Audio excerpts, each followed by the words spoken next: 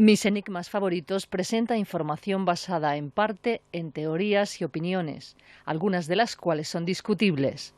El propósito del programa no es dar por válida ninguna parte de la controversia, sino emplear los informes y pruebas dramáticas para ofrecer una respuesta posible, aunque no sea la única, a estos enigmas y misterios.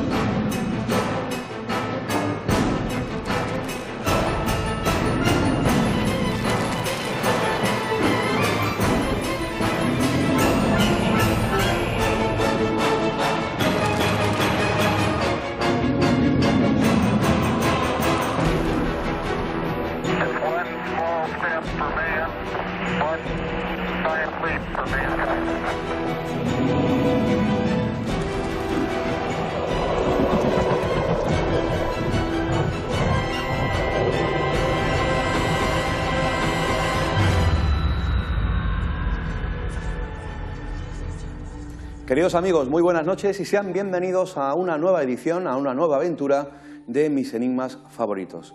Si yo les hago esta pregunta, ¿tienen ustedes algún misterio en su ciudad? Estoy seguro que si piensan durante un momento, seguro que sí, que hay alguna historia, que hay algún lugar, algún edificio que está marcado por el misterio, alguna leyenda, alguna tradición y seguro que de un pasado incluso remoto. Hoy vamos a centrar nuestra especial atención a misterios que ocurren en nuestra provincia, porque Málaga está llena de historias, de enigmas, de misterios, de leyendas, de mitos, de tradiciones. Hemos abordado en estos 15 años muchas de esas historias. Y en primer lugar vamos a hacer un viaje al pasado, porque si hay un misterio malagueño por antonomasia, del que se ha venido dando muchísima información, han corrido ríos de tinta sobre este asunto, ha sido el tan famoso Cortijo Jurado. Todavía hay muchísima gente que sigue preguntando ¿qué pasa con el Cortijo Jurado? ¿Siguen habiendo fantasmas? ¿Qué ocurre allí? ¿Se ha construido finalmente el hotel? ¿Cuáles han sido las últimas informaciones que se han generado sobre este lugar? Vamos a hacer un viaje al pasado, hace aproximadamente 10 años. Me van a ver ustedes un poco cambiado. Y el sitio también. Y gracias a este archivo de imágenes podemos recordar cómo era ese Cortijo Jurado tan especial, tan interesante, tan mágico y tan energético, según muchas personas. Viajemos al pasado para conocer la historia del Cortijo Jurado. Saliendo de Málaga, de la capital, y yendo hacia un pueblo que se llama Campanillas, nos encontramos en un pequeño altozano un extraño y mítico edificio. Se trata del Cortijo Jurado, y es ese que tienen a mis espaldas. Algunos historiadores han fechado este edificio en el año 1850. De hecho, este lugar, en muy breves fechas, será un conglomerado de ruinas y de escombros, porque aquí, en el Cortijo Jurado, se va a construir un hotel. Nosotros no nos encontramos aquí por ese motivo. Queremos ofrecerle otra historia. Queremos hacerles partícipe de algunas historias que se han producido aquí desde hace muchos años, que no son conocidas públicamente y que tienen que ver quizá con asesinatos, con fenómenos paranormales, todos desarrollados en este lugar encantado. Quizás el joven investigador malagueño José Manuel Frías tenga razón y este lugar, el Cortijo Jurado, sea la Capilla Sixtina del misterio en Málaga. Vamos a adentrarnos en el Cortijo Jurado y vamos a ofrecerles los entresijos de esta apasionante historia.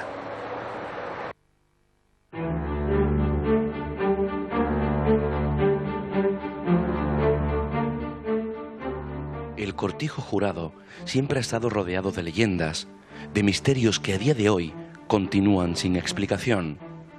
Esta enorme finca, la más antigua y mejor conservada de la provincia de Málaga, se ubica en el pueblo de Campanillas, a pocos kilómetros de la capital.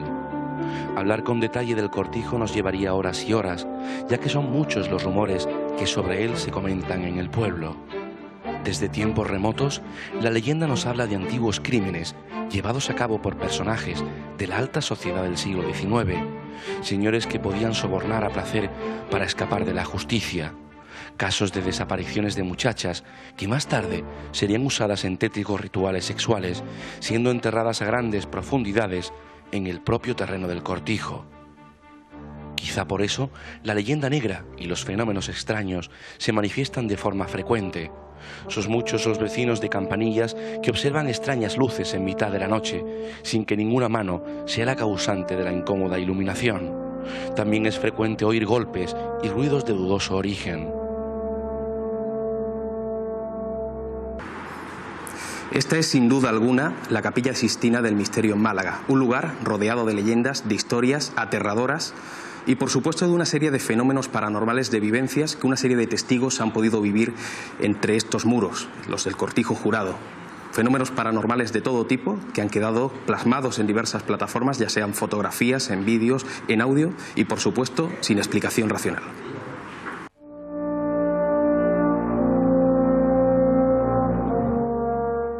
Su leyenda negra parece perseguir a quien osa perturbar la paz de este lugar.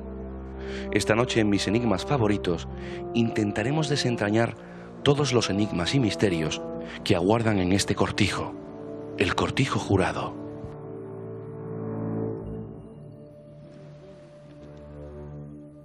Vaya lugar, recordándolos hace muchos años, porque gran parte de ese edificio pues ya no está en pasado, precisamente 2 lustros ya, y con nosotros se encuentra algo más mayor, nuestro querido amigo, reportero, investigador, escritor, director del programa de radio Límites de la Realidad, en Metro Radio ahora, luego nos contará detalles sobre su programa.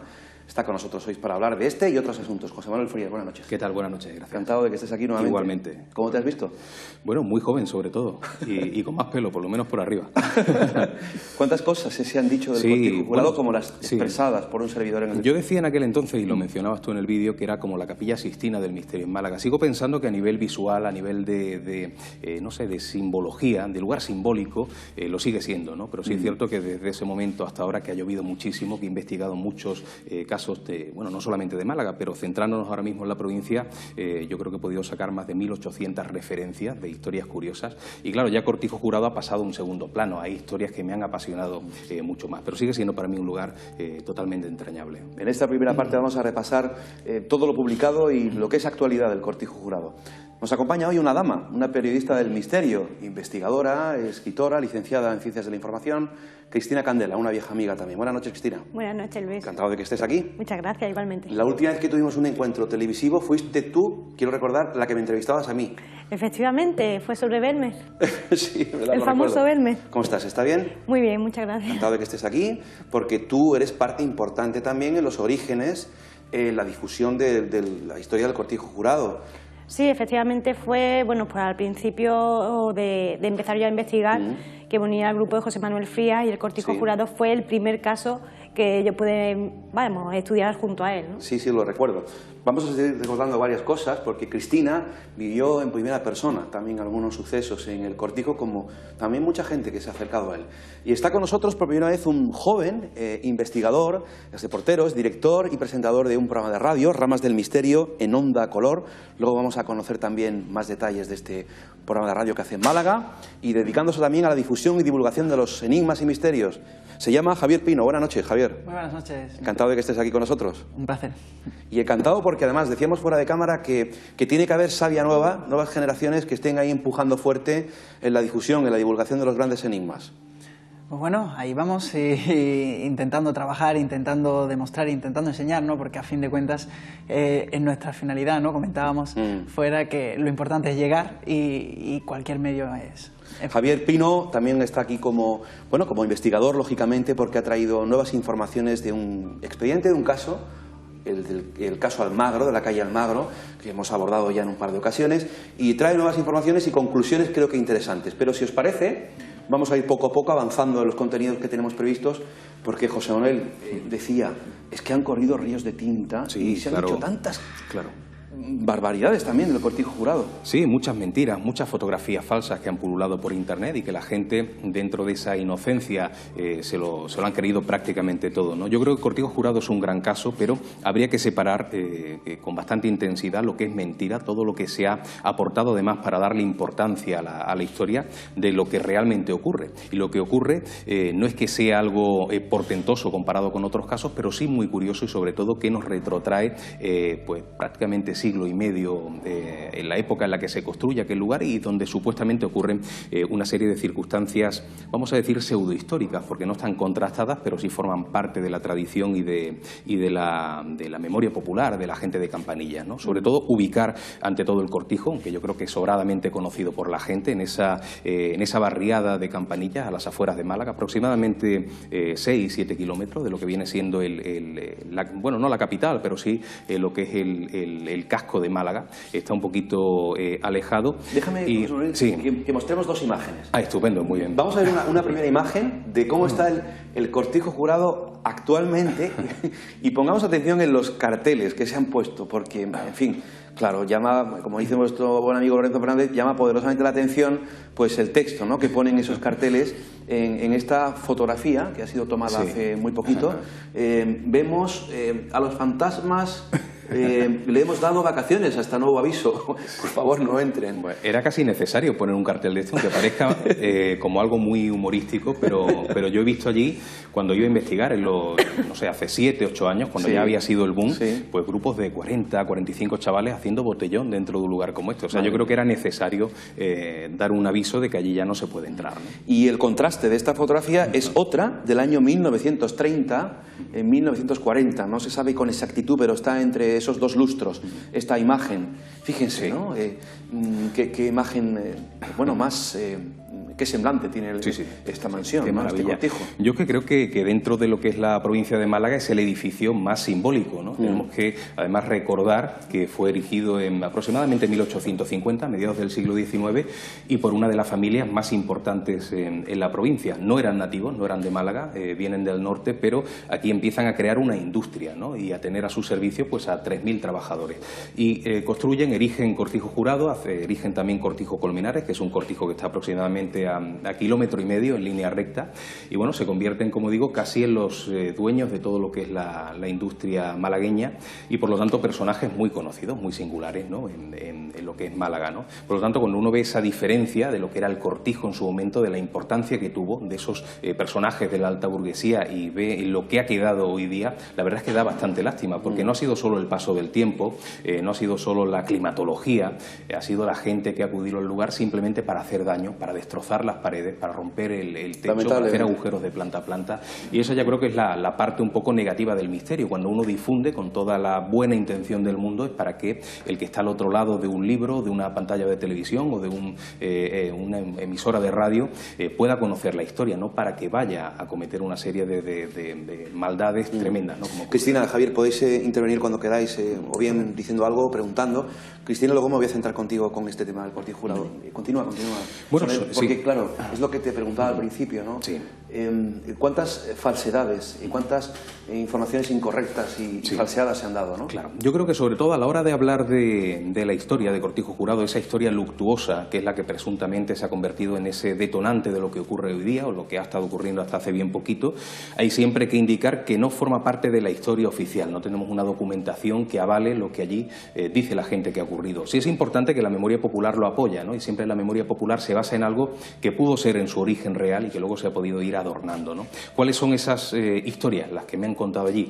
Pues por una parte que allí existe un túnel que une Cortijo Jurado con Cortijo Colmenares, y que ese túnel ha servido durante mucho tiempo para trasladar cadáveres. Bien, ¿de dónde procedían estos cadáveres? Presuntamente de jóvenes que eran secuestradas en la zona, en el entorno de Campanillas, por personajes de los cuales desconocemos los nombres, porque sabemos que aquello fue erigido por la familia Heredia, esa familia tan importante, que por allí han pasado los Larios, que ha sido otra familia también muy singular de Málaga y emparentada con la primera, pero luego han transcurrido una serie de años en los que muchas familias diferentes han estado habitando la finca, con lo cual se podría situar en una fecha difícil de señalar, entre 1850 y 1925. Eso es lo que afirma la tradición popular, con lo cual no podemos señalar a nadie, pero esa tradición afirma que fueron secuestradas esas muchachas, quizás 15 o 20, jóvenes entre 12, 16 y 17 años aproximadamente, que con ellas se realizaban una serie de rituales satánicos sexuales, donde se mezclaba un poco de todo, ¿no? Era como caprichos de personas que tenían capacidad económica y para controlar también un poco a la sociedad, a las autoridades, y dejaban de alguna manera discurrir esos deseos morbosos, ¿no? Eso se hacía dentro de una capilla además sacralizada, cristiana, que está dentro de la propia finca, que fue iglesia oficial durante mucho tiempo, o por lo menos durante el tiempo en el que se reforma la iglesia de Campanillas, porque fue demolida durante un incendio. Y bueno, eso es lo que se cuenta. Esas jóvenes mueren allí, fallecen durante esos rituales y son luego trasladadas para que sea menos vistoso a través de ese túnel, y luego se desafían de ellas en Cortijo Colmenares. Supuestamente eso es lo que de alguna manera ha provocado que hoy día existan presencias que están presuntamente quizá enterradas dentro de Cortijo Jurado y estén manifestándose, intentando hacerse ver. Pero repito, no es historia, es pseudohistoria, es lo que cuenta la memoria popular. Cristina, Javier, ¿preguntas, reflexiones? Sí, porque cuando uno investiga Cortijo Jurado, porque quizás no yo me haya encontrado con este caso... ¿Tú has estado ahí, Javier? ¿Has estado? Estuve hace ya tiempo, ¿vale? Y claro, uno, pero más bien lo ve desde el lado de los archivos, ¿no? Cuando uno ya se topa con el caso, se topa con las leyendas, ¿no? De que rodean en torno a Cortijo Jurado, y te das cuenta un poco de que parte de, por ejemplo, empezabas a decir, José Manuel, lo de los túneles, ¿no? Cómo a día de hoy, tras remover tierra, sigue sin aparecer, ¿no? Lo cual queda mucho expuesto, ¿no? Esa leyenda queda expuesta. Además, en mis investigaciones tuve la oportunidad de contactar con historiadores de Málaga, los cuales me certificaron, ¿no? De que la conexión quizás no tan clara a la historia entre la familia Heredia y los Larios, ¿no? O sea, prácticamente se decía, la historia dice, ¿no? Que muchas veces quizás no sea así, pero la historia dice que los Larios y los Heredia no tuvieron relación. Cristina, ¿tú alguna opinión, alguna reflexión de lo escuchado? Bueno, yo quería hacer una matización, y es que realmente el túnel existe. Yo he conocido a una persona que me ha afirmado que ha estado dentro de ese túnel, es una psicóloga que actualmente vive en Barcelona, y que de pequeña, cuando estaba aquí en Málaga, ese edificio pertenecía a una familia que se llama Quesada, y me comentó de que realmente ya estuvo allí jugando en el túnel y que lo que no habían, desde luego, eran máquinas de tortura. Bueno, es que yo no sé de dónde sale lo de las máquinas de tortura, porque claro, hay personas que relacionan Cortijo Jurado con la Inquisición, cuando las fechas no cuadran para nada. Pero bueno, es parte de esa especie de tradición falsa, como también el hecho de que todo el mundo dice que tiene un familiar, un abuelo, un bisabuelo, que era dueño de Cortijo Jurado. Es que de hecho a mí de pequeño me lo decían, oye, tu bisabuelo era el dueño de Cortijo Jurado. Y luego he conocido como 40 personas que dicen lo mismo. Es como si asumieran esa especie de mentira y la hicieran suya, ¿no? O sea, cosas de esas me he encontrado muchísimas. Cristina, entonces, a la persona que tú entrevistaste, ¿jugaba de niña allí? Jugaba de niña en el túnel. En el túnel, iba con la hija de la familia que vivía allí, pasaban allí los veranos, y ha estado dentro del túnel. O sea, que tiene que haber varias personas, niños en aquella época supongo, que conocían la existencia de ese túnel y que tuvieron que jugar allí. Claro. Uno de los ancianos a los que yo entrevisté en Campanillas, creo que se llama Miguel Martín Sánchez, él me dijo que también cuando era joven, tendría 20 años aproximadamente, jugó casi una especie de desafío, porque aquello era considerado, Cortijo Jurado, como la casa del terror por aquel entonces, ¿no? No sé qué época sería, si la década de los 40, de los 50, y entonces el desafío, junto con los compañeros, era ver si era capaz de entrar en aquella casa. Él dice que se cuela, que llega a penetrar en un túnel y hace una descripción pues parecida, me imagino, Cristina, a la que te harían a ti, ¿no? Que recorría ese túnel, que se encontraba algunas piedras talladas con una especie de simbología extraña. Habla también de algunos huesos que no sabía diferenciar si eran de animales, si eran humanos, pero parece que hay personas que aseguran que aquel túnel existe. Antes de continuar con tu relato de las investigaciones y los hechos a nivel cronológico, Cristina, tú has estado muchas veces en el Cortijo y en numerosas ocasiones también con José Manuel, como mujer, y digo como mujer porque las mujeres son más sensitivas que los hombres. Yo sé que tú has sentido cosas allí, así como otras muchas personas que se han acercado al Cortijo, pero después de todo lo visto, vivido, experimentado, entrevistado, divulgado, ¿qué significa para ti el Cortijo Jurado? ¿Qué hay en el Cortijo Jurado o qué hubo? Lo que hay no lo sé, o sea, yo te puedo decir qué es lo que he sentido y lo que he vivido, ¿no?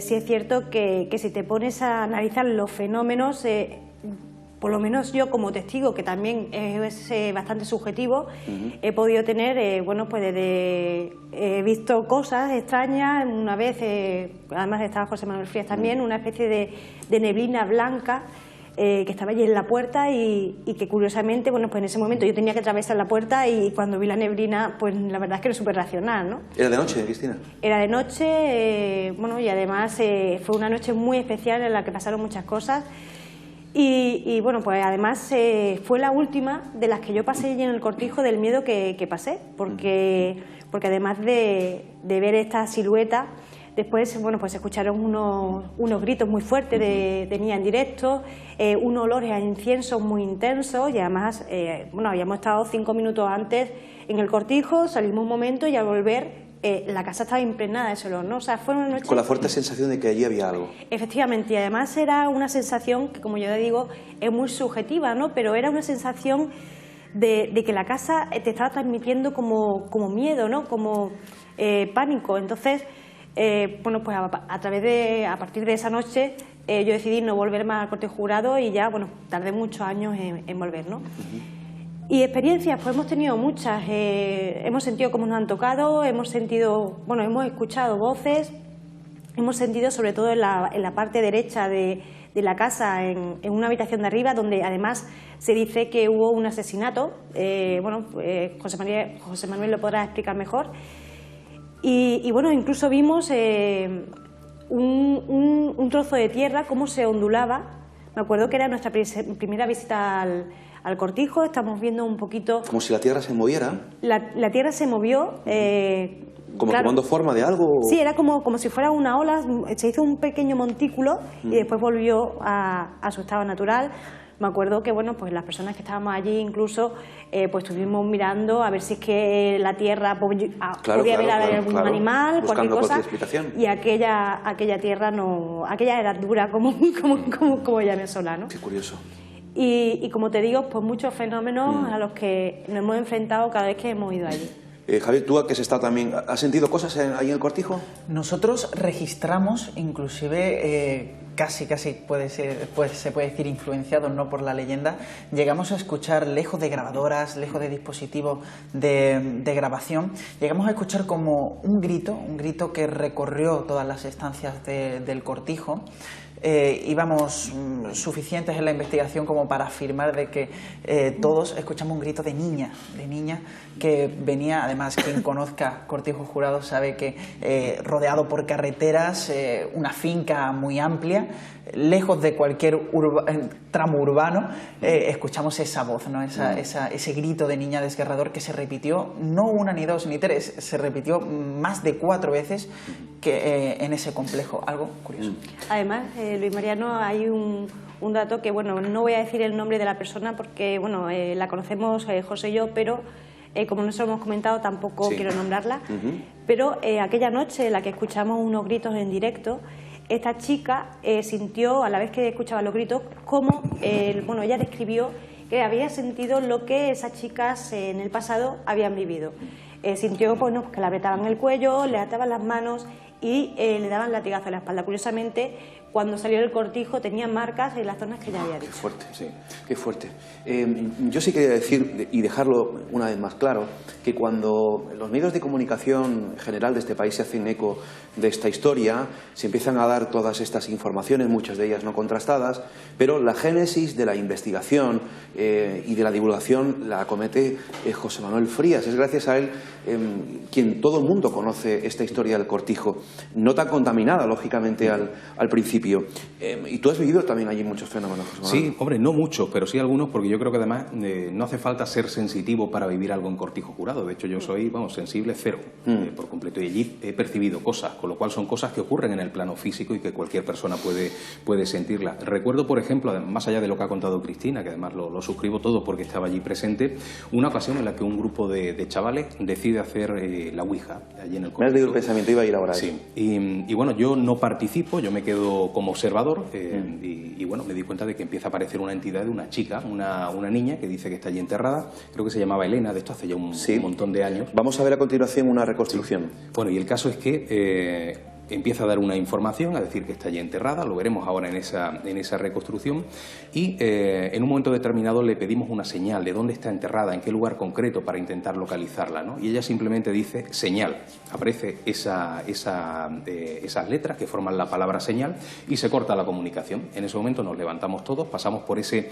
pasillo principal que hemos visto en el vídeo y que hoy día no existe, se ha venido abajo por completo, y al mirar hacia la derecha, esto era de noche, vemos en una zona del patio, en una zona concreta, es muy importante este detalle, una especie de figura blanquecina, nebulosa, más o menos lo que describía Cristina, que había visto dentro de la casa, y a mí me pareció por completo un cuerpo como de mujer o de niña, era un cuerpo femenino, ¿no? Y desaparece por completo, fue décimas de segundo, pero suficiente para poder percibirlo. Bueno, aquello fue una avalancha, la gente empezó a salir corriendo, todo el mundo asustado, y en ese punto concreto fue donde se descubre luego el pozo, cuyo fondo parece que tiene como una arqueta y que posiblemente sea la entrada a aquel túnel, ¿no? Y todo procede de una sesión Ouija, ¿no? Recuerdo que además, claro, esto de la sesión de Ouija se da a conocer en un artículo que tú publicaste en la revista Más Allá, si la memoria no me falla. Cierto, creo que fue en el año 2003, 2004. Y... Efectivamente, y es ahí donde conocemos lo de la sesión de Ouija y el impacto, ¿no?, de la historia. Sí. Si te parece, antes de hacer esta primera pausa del programa, vamos a ver una reconstrucción de esa sesión de Ouija que ya en su momento la emitimos y así recordamos cómo fue esta historia. ¿Quién eres?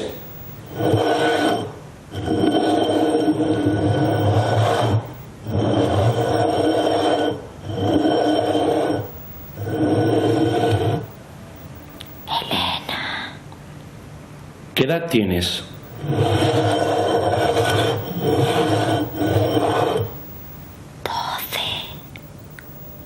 ¿Por qué estás muerta?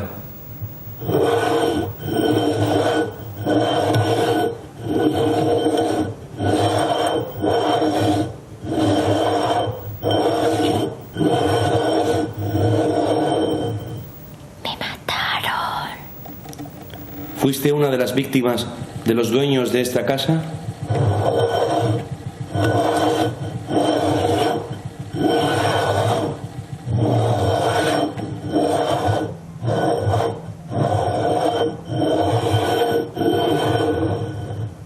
Secuestro. ¿Hicieron contigo algún tipo de ritual?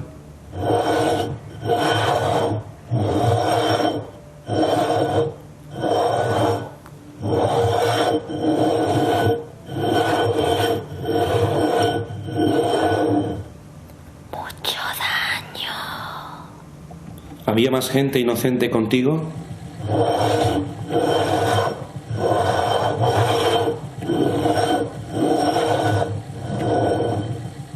Niñas. ¿En qué año ocurrió todo?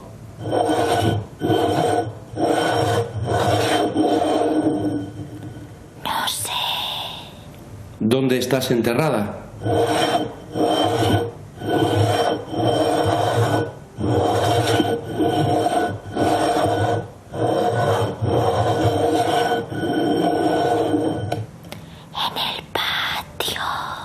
¿Estás a mucha profundidad?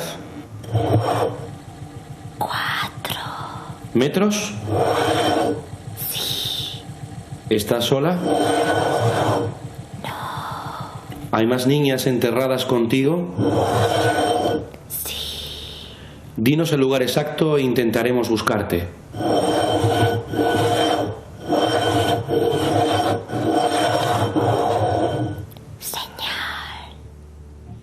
Es la señal de la que nos hablaba José Manuel. Tenemos que hacer nuestro primer alto en el camino. Han pasado muchos años y la verdad es que sigue poniendo el vello de punta, ¿no?, ver esa reconstrucción de lo que se transcribió en aquella sesión de Ouija. Ahora vamos a opinar sobre esto porque afortunadamente pues parece que nada de esto, de lo dicho en la Ouija, pues es verdad. Regresamos en unos minutos detrás de la información comercial. Hasta ahora, amigos.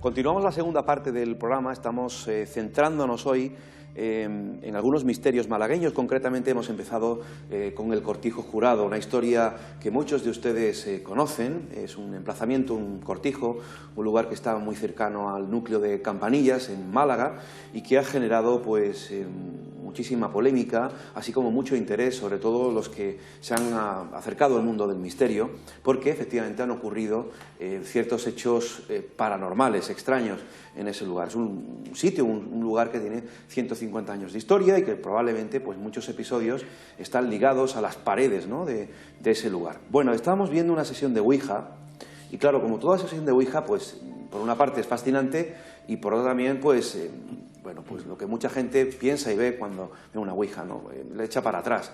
Y es que es cierto que hay mucho sensacionalismo, mucha mala prensa acerca de este método de experimentación, y veíamos esa reconstrucción de esa sesión de Ouija que se llevó tal cual, y todo lo expresado en esa reconstrucción ocurrió así, ¿verdad, José Manuel? Sí, ocurrió exactamente así. No me acordaba ya de todos esos datos que han ido saliendo. Contenido. La verdad es que me ha impresionado, ¿no?, después de este recordatorio, ¿no? Y sí, ocurrió exactamente así. Yo tampoco le doy mucha veracidad a esa información que aparece en la Ouija. No se la ha dado nunca a ninguna sesión Ouija. Creo que hay mucho que hay que analizar y que estudiar en torno a ese fenómeno. Pero sí me parece interesante esa vinculación que existe entre el momento en el que nos dicen que nos van a dar una señal, que esa chica presuntamente llamada Elena nos va a dar una señal, y que justo segundos después veamos esa señal en un lugar donde luego aparece, muchos años después, una entrada, ¿no?, un acceso a un pozo. Yo me quedaría con eso de la sesión Ouija. El resto de la información, por supuesto, lo pongo en entredicho. ¿Vuestras opiniones, Cristina, Javier, de la Ouija? Bueno, yo estoy totalmente de acuerdo con lo que ha dicho José, ¿no? Además, tenemos que tener en cuenta lo que hemos comentado antes, y es que la Ouija es bastante subjetiva, depende también de quién la haga, ¿no? Entonces, bueno, pues yo también la mantendría un poquito en cuarentena y me quedaría con la visión de la neblina. Muy bien, Javier. A fin de cuentas nos quedamos con lo que podemos ver y los resultados que se demuestran, ¿no?, de lo que preguntamos. Recuerdo una sesión que hice en la cual pedíamos al ente que se manifestara en la sala donde estábamos, ¿no?, que prueba más palpable que evidentemente así se resolvió con unos toquecitos justo en la mesa donde estábamos haciendo la sesión, algo que nos sorprendió a todos y claro, ahí yo creo. No solamente se hicieron sesiones de Ouija, bueno, esta la publicó José Manuel en la revista Más Allá y se dio a conocer, pero seguro que se han hecho muchísimas sesiones de Ouija en el interior de Cortijo Jurado, así como psicofonías. Vamos a recordar también algunas de las más famosas, también de las más claras, podríamos decirlo así, que se grabaron en el Cortijo, algunas de ellas de un investigador malagueño también. Sí, de Antonio Guerrero, que ha estado en numerosas ocasiones conmigo en aquel tiempo maravilloso en el que el Cortijo Jurado estaba vacío, llegaba uno y podía investigar tranquilamente, y gran parte del material que hoy día pulula por internet en cuanto a psicofonías o parafonías, como le gusta llamarlas, es de Antonio Guerrero. Vamos a escuchar las que tenemos preparadas.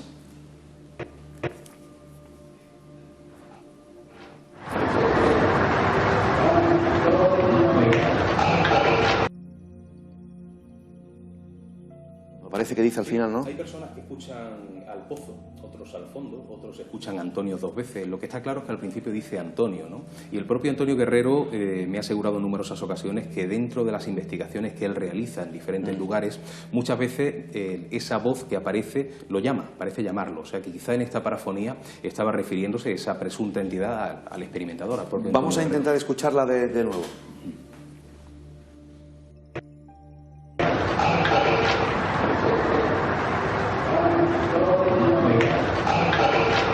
El Antonio es claro, por lo Sí, menos. sí, es clarísimo. Escuchamos una siguiente, la que tenemos seleccionada. ¿Dónde está? ¿Dónde está? ¿Dónde está? ¿Dónde está? Claro, además hace poquito, ¿no?, hace 2 semanas hacíamos con Pedro Amorós un programa especial sobre psicofonías, ¿no? Y precisamente hablábamos también un poco del absurdo, ¿no?, del fenómeno, en la que solamente se refleja, se graba una palabra, 2 palabras, tampoco sin mucho significado, ¿no? Vamos a escuchar la siguiente.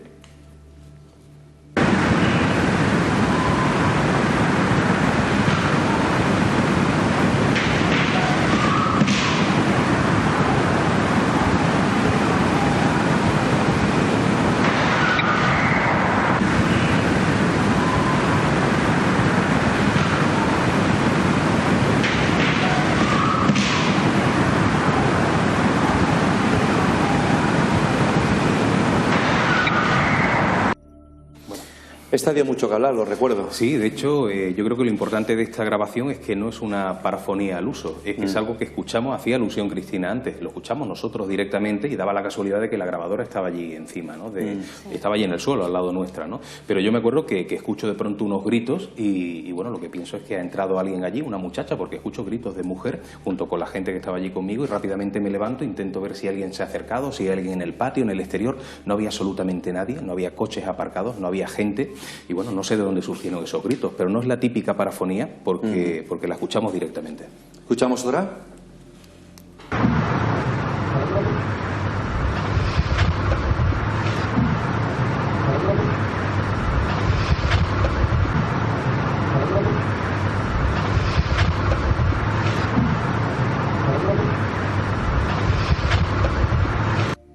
¿Cuántas veces hemos dicho eso de que las psicofonías hay que escucharlas con auriculares, ¿no? Sí. Para poder apreciarlas mejor? Manoli. Bueno, no sé si dice Manoli, pero ¿y si fuera así tiene relación con el lugar? No es relevante tampoco. No es relevante tampoco. ¿Escuchamos una última?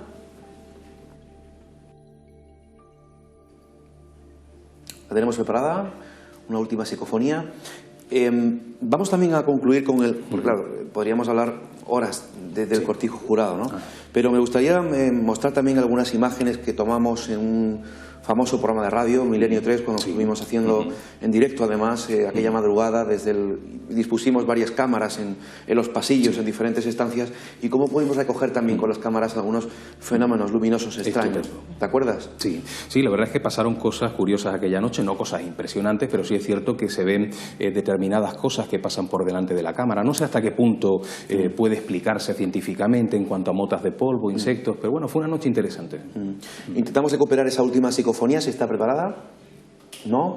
Bueno, pues no sé qué pasa últimamente, que hay como duendes ¿os ha pasado alguna vez en algún programa de radio, en algún programa de televisión, que siempre falla un vídeo, Sí. Parece que hay como espíritus en el plató que se meten en los equipos y no nos dejan trabajar. Más opiniones sobre el cortijo jurado. ¿Algo que queráis preguntarle a José Manuel o algo personal? Fíjate porque antes cuando cuando hemos puesto las psicofonías y se han escuchado tanto la de los latigazos como porque se escuchaban los gritos y después esa voz, ¿no? Que parecía que decía Antonio, no tan claramente. Cuando estuvimos haciéndola allí, curioso porque casi se repite, o sea, casi se repite la misma historia. La supuesta entidad que habla a través de la parafonia parece conocer al investigador, porque nosotros cuando estuvimos así ocurrió, ¿no? Un compañero que iba conmigo, se llamaba Israel, estábamos allí, además tenemos vídeo documentado en vídeo, como en ese momento dice, me encuentro muy mal, justo en ese momento, en ese instante, en la grabadora escuchamos una voz que dice Israel, no dice su nombre. A su vez también lo de los gritos, como antes comentabas, que sin látigos, ¿no? Pero cómo se acompañan todas las historias, ¿no? Sí, de todas formas, yo siempre he sido de la opinión de que las psicofonías tienen distintos orígenes. Es decir, igual que una manifestación puede ser de un fantasma, un espectro, es decir, la imagen de un fantasma o la imagen, ¿no? de una aparición puede tener varias causas. Yo también pienso que en las psicofonías ocurre lo mismo, ¿no? Mientras que hay unas voces que son muy inteligentes, otras pues son parte de residuos que por alguna razón que desconocemos se quedan en aquel lugar.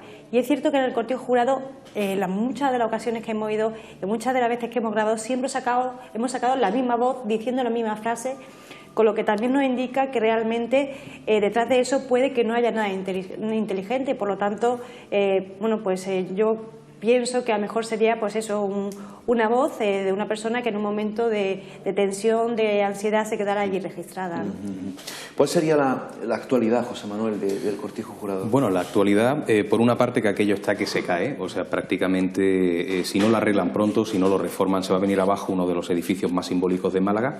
Y luego en cuanto a quién pertenece a aquello, hay un vacío legal tremendo. O sea, aquello está en tierra de nadie porque hay incluso litigios entre el ayuntamiento, entre la constructora, porque parece que no han cumplido las fechas previstas.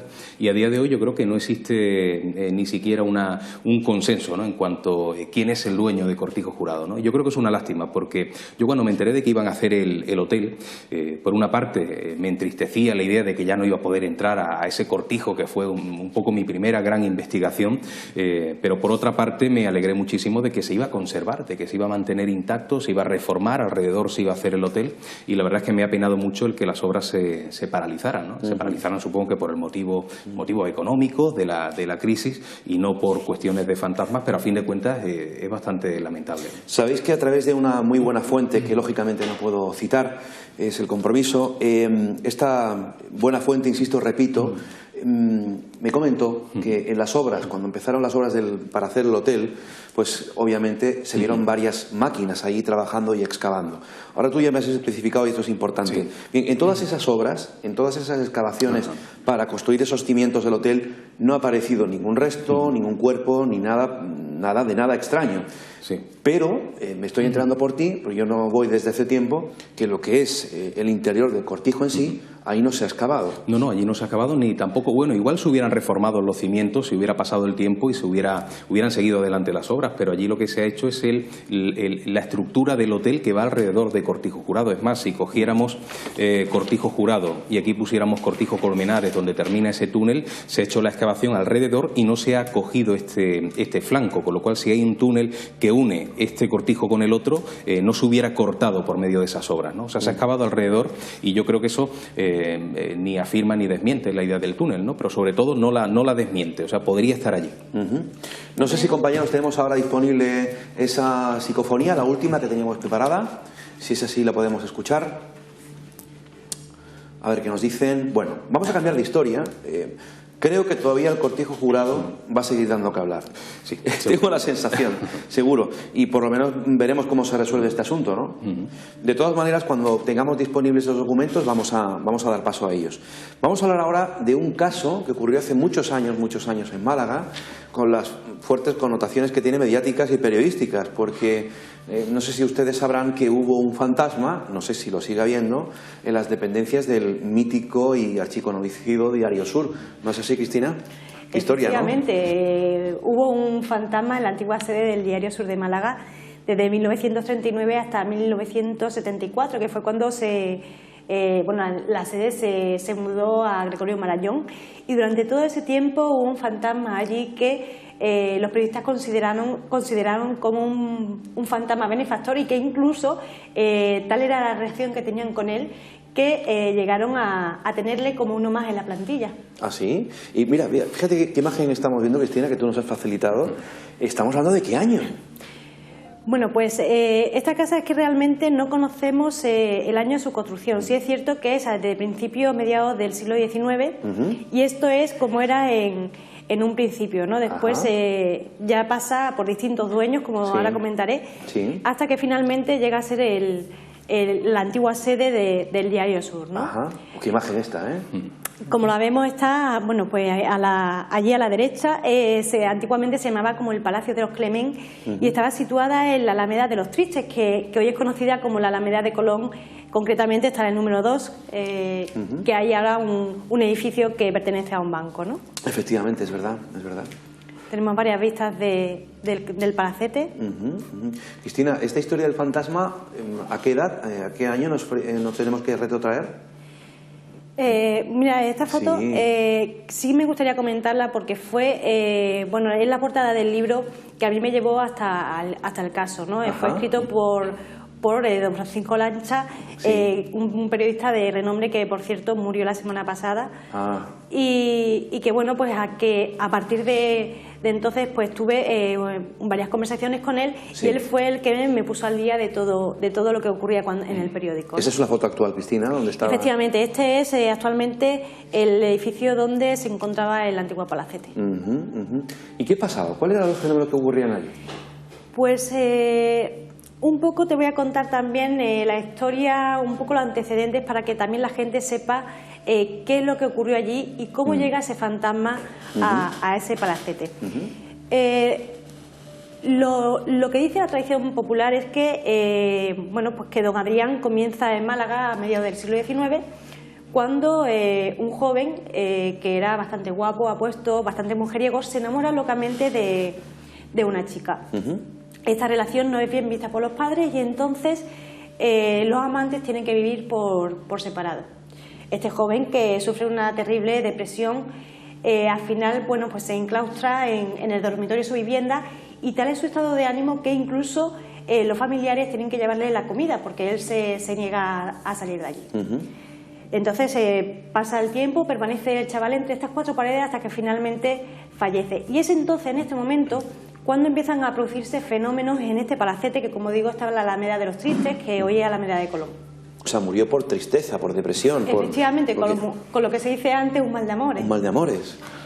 Y bueno, ya aquí donde ya tenemos el origen de ese personaje que después sería el fantasma de don Adrián. Ajá.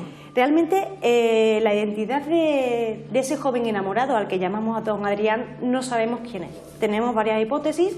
Hay quienes piensan que fue Juan Clement, que es el que le dio el nombre al palacio.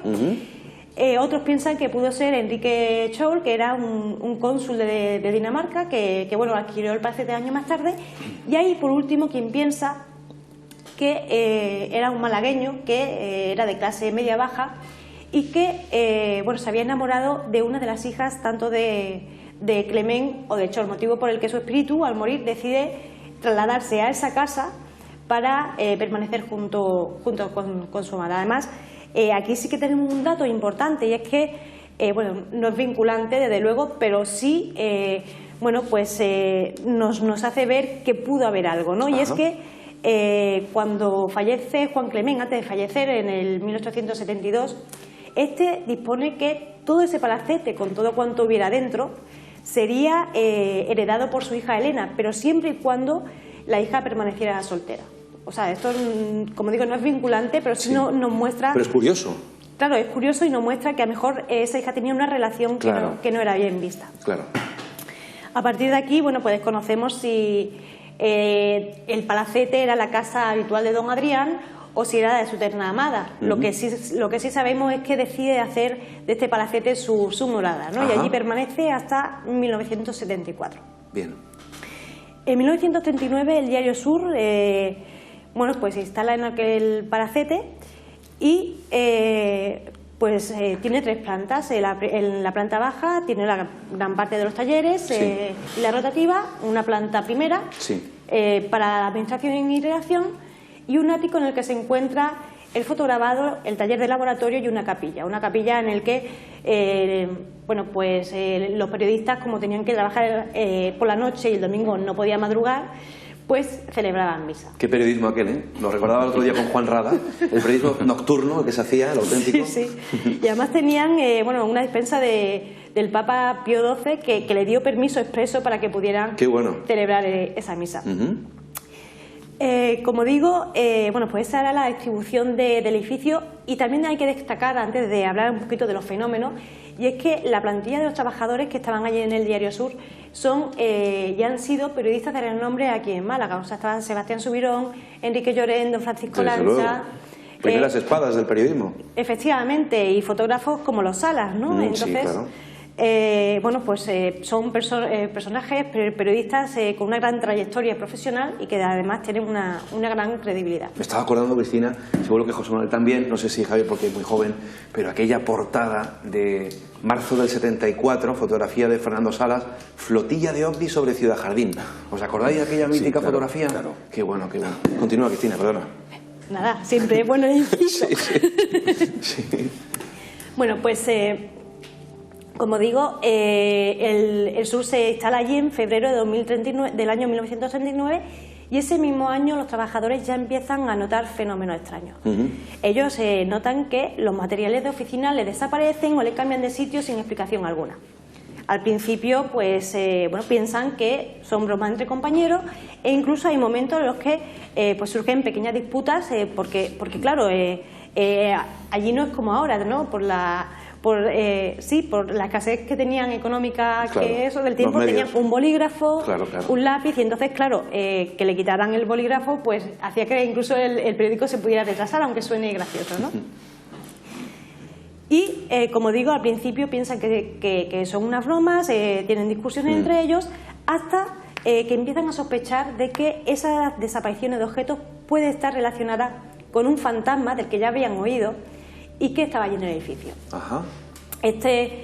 Bueno, pues al principio esta opinión choca con las personas más incrédulas que hay allí, pero poco a poco las manifestaciones de este fantasma pues va ganándole terreno y al final acaban totalmente convencidos de la existencia de este fantasma. De hecho, pasan de ser de los más incrédulos a ser más papistas que el Papa, ¿no? Y este, por ejemplo, es el caso de Joaquín Pérez, que era uno de los fotografadores que estaba allí en el ático, porque el ático era el sitio favorito de don Adrián. Él, bueno, pues era el representante de los incrédulos y pues estaba en su puesto trabajando cuando de pronto empezó a burlarse del fantasma en voz alta. La respuesta era por parte de don Adrián, que le molestó muchísimo esta actitud, pues no se hizo esperar y le propinó un bofetón en la cara. Efectivamente en la cara. Y entonces, pues bueno, claro, despavorido el viruta, que era como lo llamaban sus compañeros, bajó corriendo a la redacción y allí todos los redactores vieron cómo efectivamente el viruta pues tenía la cara hinchada y marcada. Déjame que haga un inciso aquí, que lo estás contando muy bien, Cristina. Tú conocías, por supuesto, ¿no?, la historia del Diario Sur. Claro. También tienes has recopilado datos, información. Sí, tú también conoces el caso del Diario Sur. Sigue, Cristina. Pues, como digo, así fue el comienzo de don Adrián con los escépticos, ¿no? Fue dando duro. ¿Qué más fenómenos han dado? También en la parte del ático, bueno, pues estaba el taller de fotografía y allí se encontraba Pepe Salas, pues con sus negativos, sus documentos. Aparte de que don Adrián pues era muy habitual a quitar esta clase de documentación original, además, y que, por cierto, para que esa documentación apareciera, se lo tenían que pedir de forma expresa, tenían que decirle, por favor, don Adrián, dame estos documentos que los necesito, que el periódico se retrasa. Y entonces, esos documentos que habían estado buscando durante un rato, aparecían en el lugar menos sospechado, que ya habían mirado ahí 20 veces y no estaba, ¿no? Bueno, pues a este Pepe Sala, cuando don Adrián se le aparece por primera vez. Pepe Salas lo describe como un fantasma precisamente de mediados del siglo XIX que llevaba chaqueta y chaqué. Entonces, bueno, pues como digo, es la primera manifestación física real, o sea, que la pueden ver los periodistas. O sea, tuvo una aparición, se apareció el fantasma. Sí, se apareció en varias ocasiones, esta fue la primera, luego más tarde se le parecería a otro compañero. Después, bueno, pues en septiembre de ese mismo año comienza la Segunda Guerra Mundial. A don Adrián se ve que no le gustan los conflictos y los fenómenos casi desaparecen. Existen algunos aislados, pero realmente no se produce con tanta frecuencia como antes. Y no lo hace hasta que en 1947, cuando llega un nuevo director, Francisco Matías Sanz, cuando don Adrián parece que este cambio le gusta y ya no solo hace sus trastadas en el ático, sino que además baja a la redacción y pasa mucho tiempo allí con los redactores. Entonces en la redacción, bueno, pues había una mesa muy larga que estaba al lado del teletipo y donde se ponían todos los periodistas que a medida que iban sacando las noticias del teletipo, pues se lo iban repartiendo a los periodistas para que pudieran escribir los titulares a mano y tal. Pues los periodistas pues se quedaban totalmente sorprendidos porque en el primer descuido que hacían, cuando se volvían ya les faltaba algo. Y entonces pues volvían a la misma técnica de, por favor, don Adrián, que el periódico se retrasa, inmediatamente volvía a aparecer el objeto, ¿no? Incluso uno de los materiales más favoritos de don Adrián eran las tijeras. Y además tijeras allí solo había una, porque resulta que la rotativa tenía unas bobinas muy grandes de papel que eran las que servían para imprimir el periódico. Y al final de esa bobina era un papel que ya no se podía reutilizar y como no había dinero, pues se recortaba como si fueran un folio y se repartían a los periodistas para que pudieran tomar sus notas. Y entonces las tijeras eran algo imprescindible, ¿no? Y don Adrián se pasaba los días pues quitando las tijeras, devolviéndolas, quitando los bolígrafos. Luego, bueno, pues también hacía desaparecer también, por ejemplo, los componedores, que eran, bueno, donde se componían, tenían unas cajas, unos cajetines en medio, donde se ponían las letras para luego llevarlo a la rotativa. ¿Cuántos testimonios, cuántos fenómenos, ¿no?, se han dado ahí en el... Todo, y además lo curioso es que eran todos eran muy frecuentes, eran a diario y además... Con muchos testigos, además, periodistas todos. Todos periodistas. Qué curioso. Efectivamente. Luego, por ejemplo, también se hace visible ante Manolo Reyes, que también un fotografador del diario, que bueno, pues que estaba allí trabajando, entraba y salía, y en un momento dado pues también se lo encontró en la escalera. También, bueno, pues era uno de los incrédulos, porque aunque don Adrián le gustaba estar en la tercera planta, los de allí parecían que eran de otro mundo y pensaban que era fantasía, ¿no? Y también pudo ver al fantasma. Pero lo curioso de este caso, Luis Mariano, ya no es solo la relación que tenían con los periodistas, que como digo, los periodistas pensaban que era un fantasma benefactor, que además trabajaba por el bien del periódico, sino que cuando se mudan, cuando se van a la sede de Gregorio Marañón, compran una rotativa seminueva que viene de Estados Unidos y que era muy avanzada y muy moderna. Bueno, pues aquella rotativa se rompe, no hay forma de arreglarla, había mucha competencia, el periódico se retrasaba y los periodistas estaban muy nerviosos. Total que a Salvador Sala, si no recuerdo mal, se le ocurre una idea, y es pedir ayuda a ese fantasma que tanto les ha ayudado.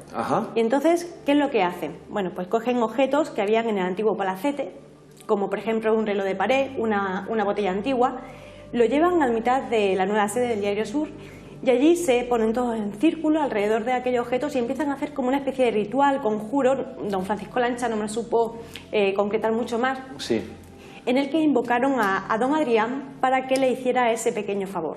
¿Hicieron una invocación? Hicieron efectivamente una invocación los periodistas allí en mitad del sur. ¡Qué fuerte! A partir de entonces la rotativa no volvió a dar nunca más problemas. Y ya, pues como anécdota... ¿Y dónde está el fantasma de don Adrián? Pues ya es a modo de anécdota. Pero decir que aquella botella que eligieron como posible morada de don Adrián para que fuera la nueva sede, todavía hoy se encuentra en el despacho, pues ya tengo aquí el nombre, de Pedro Luis Gómez en el Diario Sur de Málaga. No me digas, qué curioso. Vamos a hacer nuestro segundo alto en el camino. Lo has contado muy bien, Cristina, y José Manuel y Javier nos van a dar también sus opiniones de este caso del Diario Sur, y nos vamos con otra historia. Hasta ahora, amigos.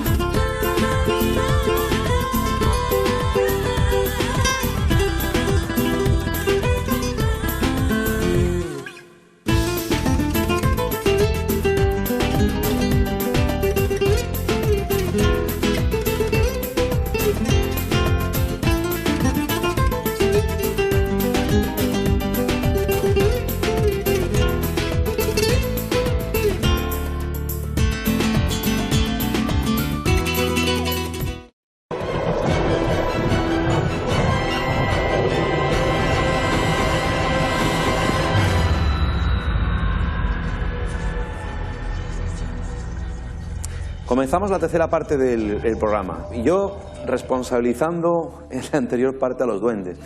Los duendes pueden estar tranquilos porque el responsable soy yo, que estaba pidiendo una cuarta psicofonía y ya se habían emitido 4. Claro, es que son tantas cosas las que uno tiene en la cabeza, que están emitidas las 4 psicofonías, que es las que teníamos recopiladas, para ultimar en el apartado gráfico, ¿no? El tema del cortijo jurado. Habían cositas que mostrar. Por ejemplo, unas imágenes en infrarrojo que tomábamos aquella noche que hacíamos en directo el programa Milenio 3 para la cadena SER, conducido por nuestro compañero y amigo Iker Jiménez, en el que efectivamente se recogieron, en aquel programa, insisto, en directo, en la madrugada, me parece que fue un viernes, se recogieron varios fenómenos. Vamos a ver una de las, efectivamente, visiones de una de las cámaras, que creo que recordar fue la mía, la que en aquel pasillo se mostraban ciertas esferas, ¿no? Fenómenos luminosos extraños. Vamos a recuperar esas imágenes. Bueno, ahí estamos tú y yo, que dejamos la cámara con el trípode. Fue horas antes de la retransmisión en directo del programa de radio. Nos marchamos. Ahí, José Manuel, tienes que decir que no había absolutamente nadie, ¿verdad? Nadie. Estaba todo lo que es la zona bastante bien controlada. Y bueno, ahí ha aparecido ya de izquierda a derecha. No sé si luego lo vamos a ver repetido otra vez. Ahí vemos nuevamente cómo ha cruzado el campo visual de la cámara. Hombre, hay veces que con el sistema infrarrojo, como tú bien dices, cualquier insecto, cualquier objeto que pase delante de la cámara, pues se ve reflejado. Ahí veíamos otra.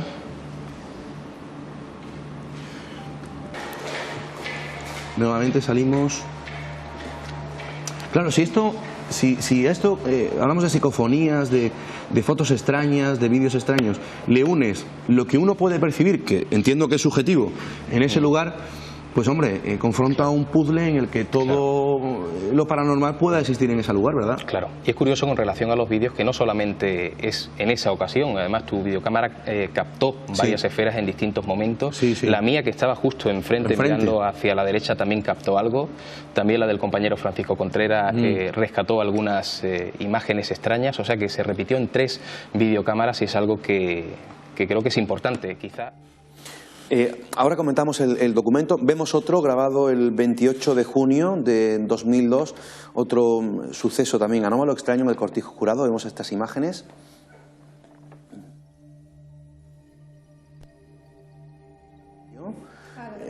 Lo de la ventana, efectivamente, ahí está. No sé si tú conoces estas imágenes, José Manuel.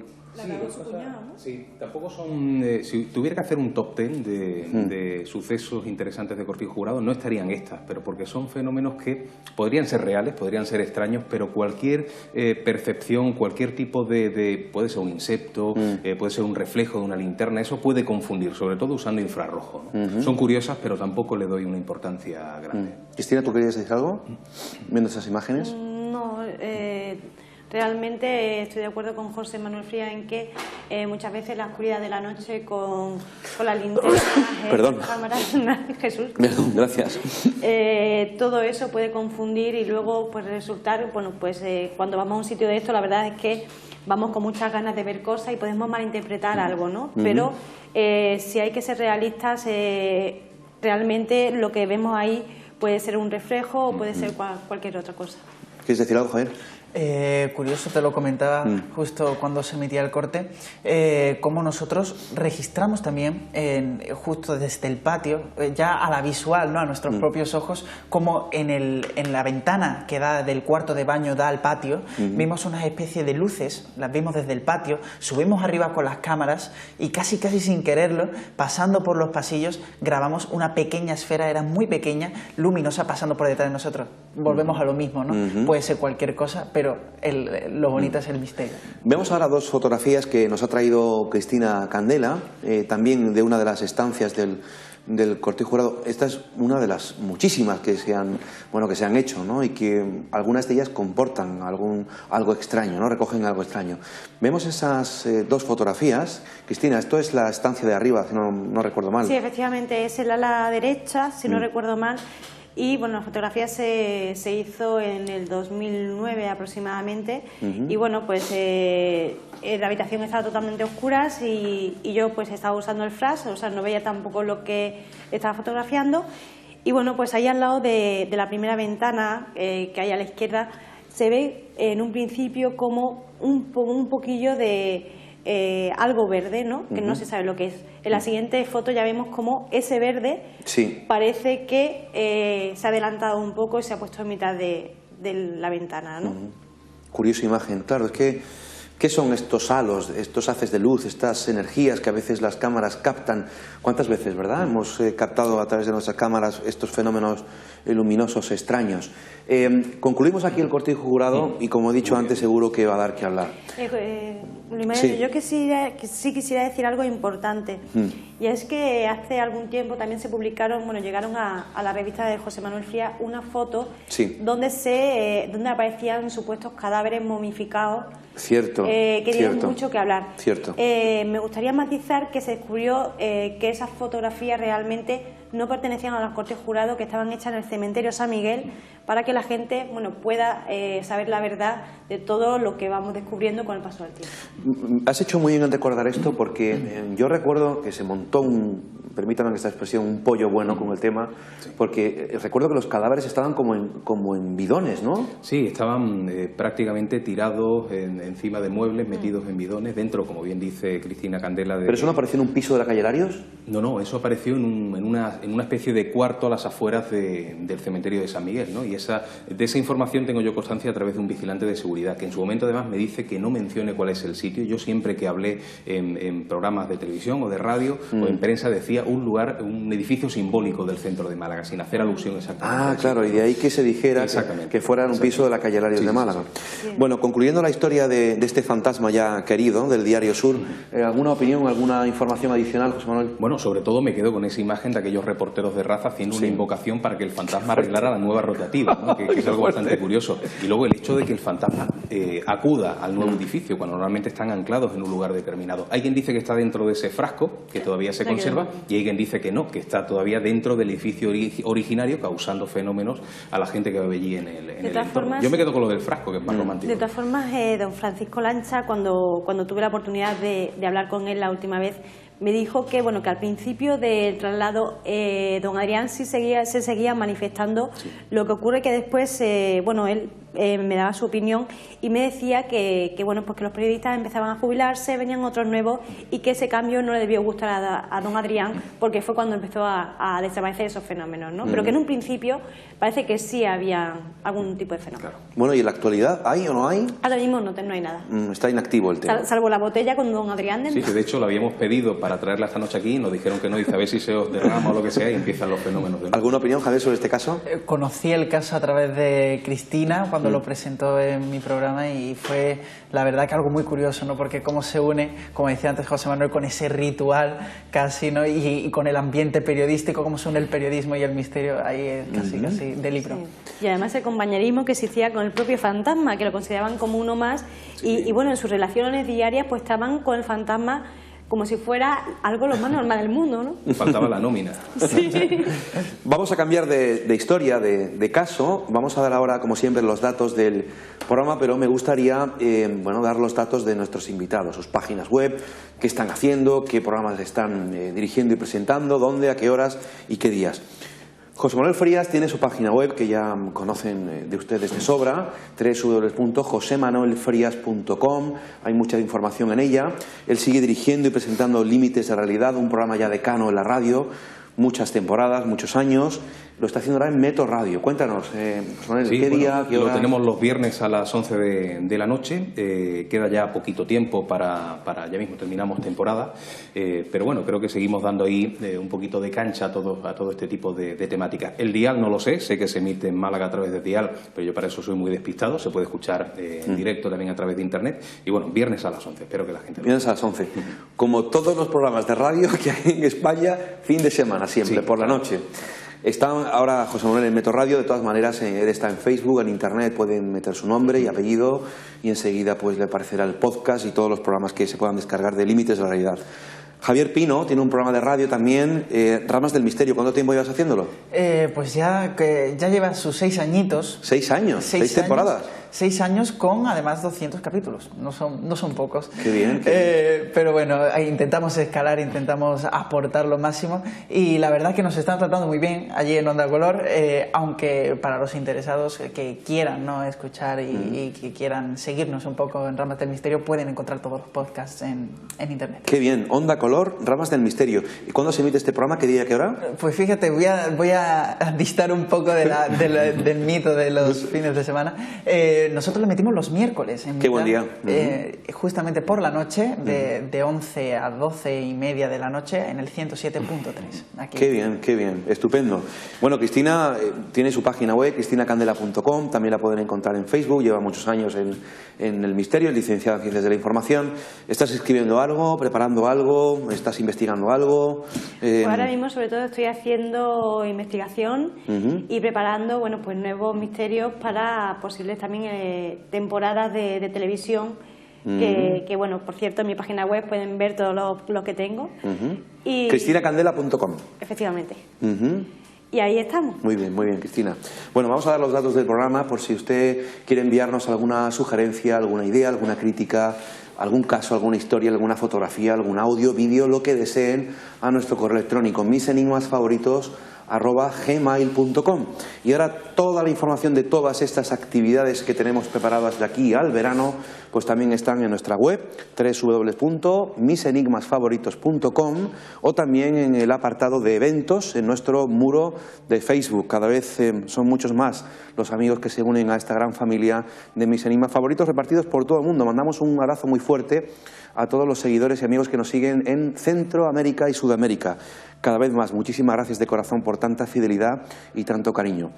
Las actividades que tenemos el sábado 7 de junio, una excursión muy bonita al Parque de las Ciencias de Granada. Vamos a jugar, a entretenernos y a aprender con la ciencia. Vamos a visitar también la mágica ciudad de Granada, todo eso durante el sábado 7 de junio, que tenemos también un importante evento. El día 21 de junio será el solsticio de verano, primeras jornadas de enigmas y otras realidades, con multitud de talleres, de conferencias, todas interesantes en el Centro Sanacons, en Alhaurín el Grande, sábado 21 de junio. Todo el programa en nuestra página web.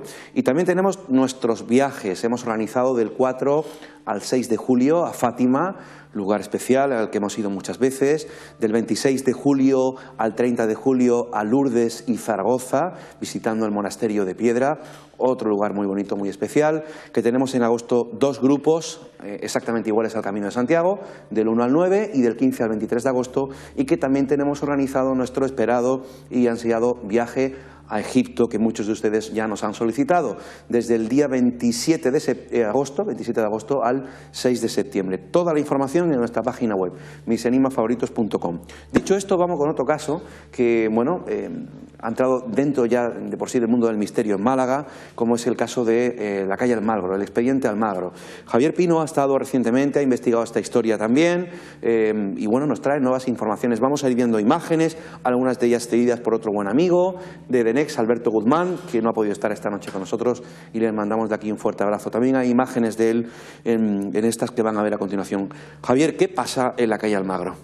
Es una historia que yo creo que para todo investigador malagueño podemos decir que crea muchísima controversia. Se ha dicho demasiadas cosas, muchos datos, no siempre verdaderos y no siempre investigados, ¿no? Ese día 24 de mayo de 2013 quizás sea ese punto cumbre de todos estos fenómenos y de toda la casuística ocurrida en el número 1 de la calle Almagro.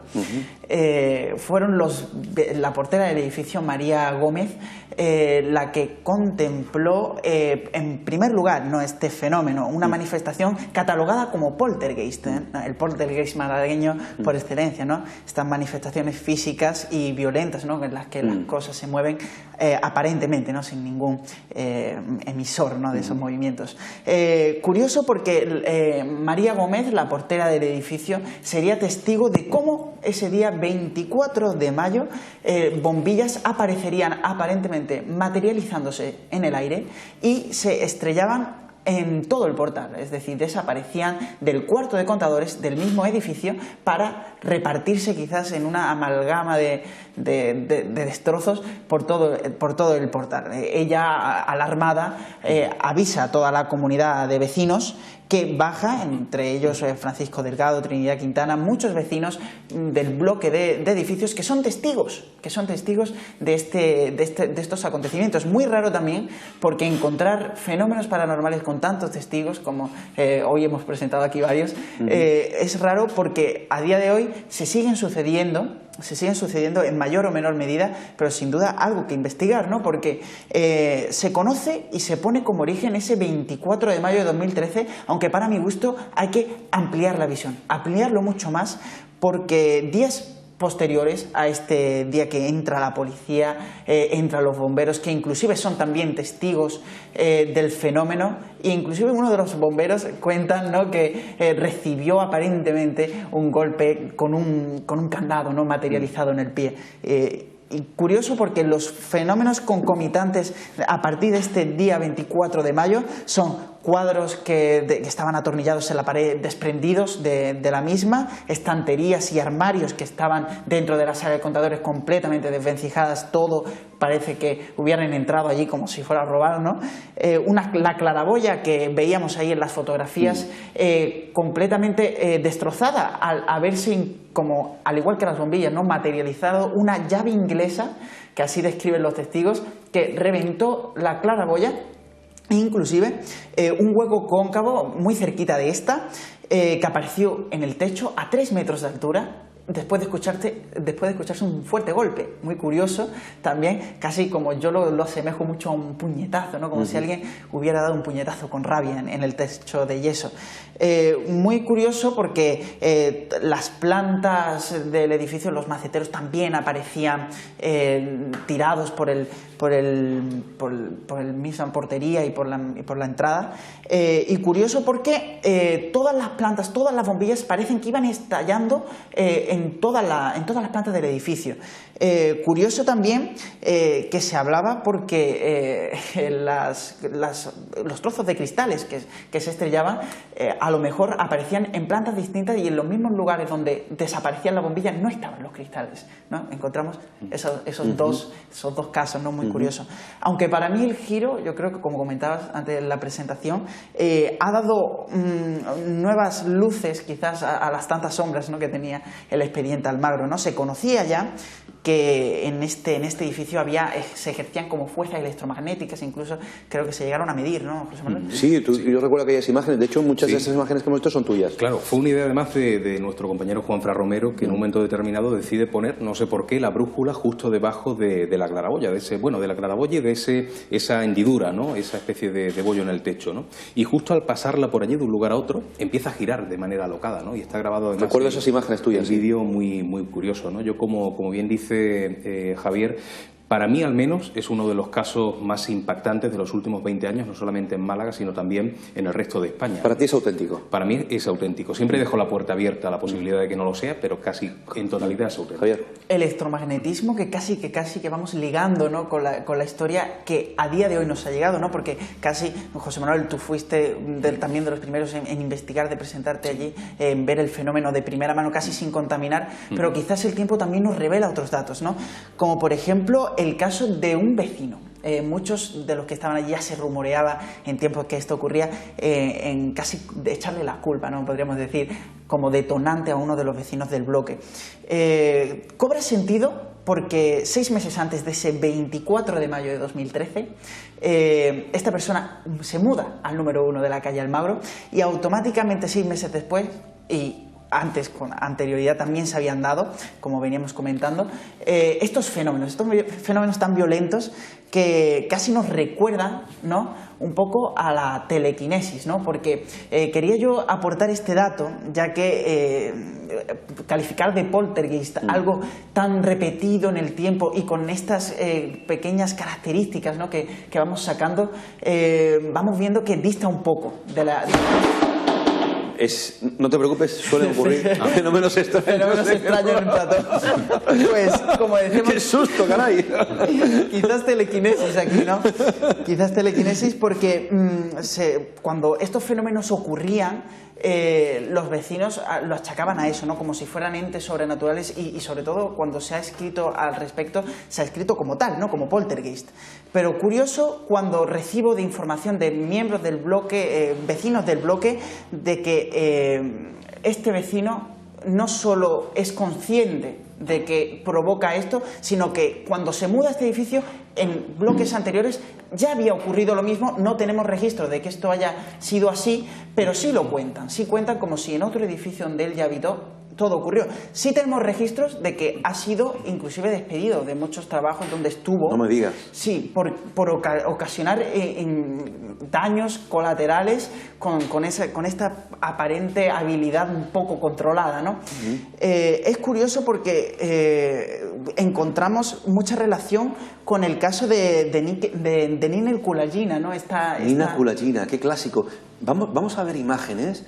Fíjense qué imágenes, ya archiconocidas y que pertenecen ya al archivo del misterio, ¿no? A nivel mundial, esos experimentos donde esta dotada psíquica demostraba sus capacidades, ¿no? Y ahí es donde Javier nos va a contar esa posible relación, ¿no? La posible relación nace un poco de que ella también, cuando empieza a manifestarse estos fenómenos ante su vista, ella también lo califica como poltergeist. Es muy curioso confundir, ¿no?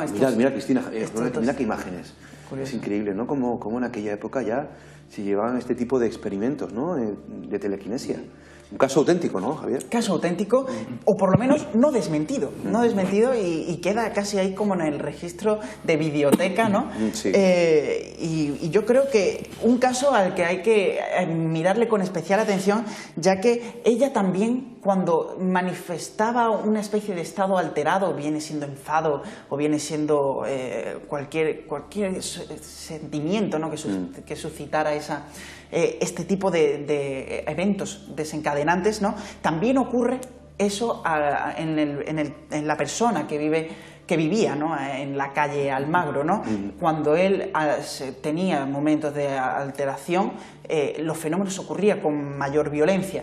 A día de hoy poco se tiene registro de lo que ocurre, porque prácticamente se señala ese 24 de mayo, queda en el olvido, y después se ven días después, también se cuentan cosas, pero ¿qué ocurre hoy? ¿No? Porque es muy curioso saber que el fenómeno se sigue repitiendo y con cosas muy cotidianas, como un carro de la compra, ¿no? Que está en el portal y automáticamente aparece en otra planta distinta del edificio, e inclusive cuentan vecinos del bloque como cosas parecen ser que se acumulan frente a sus puertas, ¿no? Frente a sus viviendas. Muy curioso ver cómo a día de hoy se sigue manifestando, o sea, no es cosa de un día o de dos.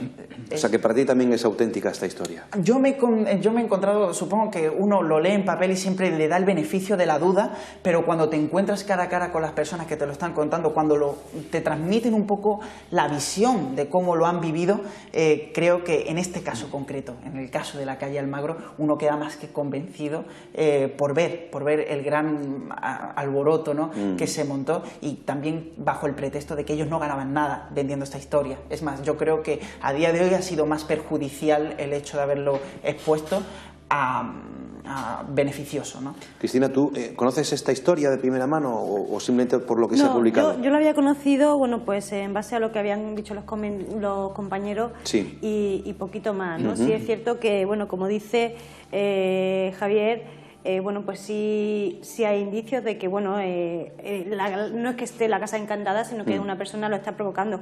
Lo que sí me llama la atención es que normalmente la telequinesis suele haber una proporción entre distancia, fuerza y tal, ¿no? Y que en este caso una sola persona pueda producir o tenga tanta fuerza como para producir esa clase de fenómenos en todos los edificios, ¿no?